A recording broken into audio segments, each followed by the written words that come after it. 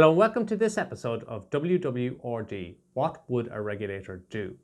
The topic for this WWRD episode comes from an email that I received, and the topic is, I've been called for a second F&P interview, please help. Now, where are we going to go on this one? Well, there's three ways to look at the fitness and probity regime, or at least three perspectives. There's the perspective of the regulated firms and the perspective of the central bank. But one that doesn't get talked about a lot, but should be, is the perspective of the individuals who are going through F&P applications. F&P, by the way, is fitness and probity. So it's a regime introduced by the central bank in the aftermath of the financial crisis to test and assure the fitness, that's the ability of the individual taking up a senior role in a regulated firm, and the probity. So their properness, their honesty, etc. in running or being involved in the management of a regulated firm. So from a regulated firm's perspective, what are they seeing? Well, at the moment, you must, if you're going to hire new staff and they're going to be in a senior role, you as a firm have to do your own due diligence. You as a firm have to make yourself satisfied as to the fitness and probity of the individual you are intending to appoint. So it's very well worth bearing in mind for those firms that all of that falls on you before you even submit an individual questionnaire to the central bank. So the individual firm clears the person, and then the individual questionnaire goes to the central bank. We're increasingly seeing individuals being asked into the central bank for interview. It's not everybody, and certainly the regulator will focus more on firms that are higher up the PRISM rating, so medium, low and above. You're more likely to be invited for interview. And that's the first stage, you're invited into interview. But there is a second stage. That first interview would tend to be with the supervisory team, let's say, whereas that second interview, if it is something you're asked to do, is attended by an enforcement team. So you can immediately feel that the temperature is being ramped up.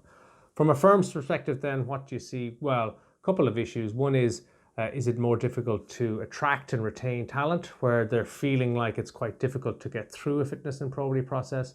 They might be nervous to move from their current role because they don't know if they'll get through. It might be hard to get people to come into a firm in a senior role, knowing that this is the experience they're going to face, and also knowing that, of course, next year we're going to face into the senior executive accountability regime, applying even more responsibility and pressure onto the individuals. So a lot there for the firms to think about.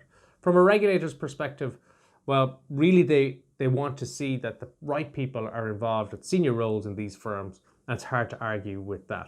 But I'm going to come back to the regulator in a second. From an individual's perspective, though, I can imagine it is incredibly stressful to be asked into the regulator for a first interview, let alone a second interview. And I suppose from the individual's perspective, the question they have is, am I being supported by my firm when I'm being asked into this first and particularly this second interview? And what we're seeing in reality is a trend towards people withdrawing their application if they get invited for a second interview, or if they've done one and they feel it hasn't gone very well, they're immediately withdrawing. So that's an increasing trend that the regulator has recognized even in its own statistics and publications. So for the individual, you really want to feel supported through that process, because, as I said, it can be quite stressful. So where to go from here? Well, if you are a firm, you really need to look at the individuals that are going through this and support them. That support could be in various forms, in terms of maybe it's helping them understand what's involved in the interview and what they might be asked. From a regulator's perspective, I wonder whether they might be inclined to talk a little bit more or publish a bit more in terms of guidance around particularly that second interview process, what's involved, why would somebody be called for an interview, a second interview, what will the focus likely be on, are there things that a person coming into that interview should expect, so that they can prepare properly and hopefully be able to engage very well with the regulator at that interview, and hopefully from everybody's perspective prove that they are fit and proper for the role, so that we don't end up with a situation where the market is finding it increasingly difficult to get people to fill those roles because they can't get through F&P. But only if they are genuinely fit and proper, and if it's just an issue of them kind of being overly stressed going through an F&P interview process.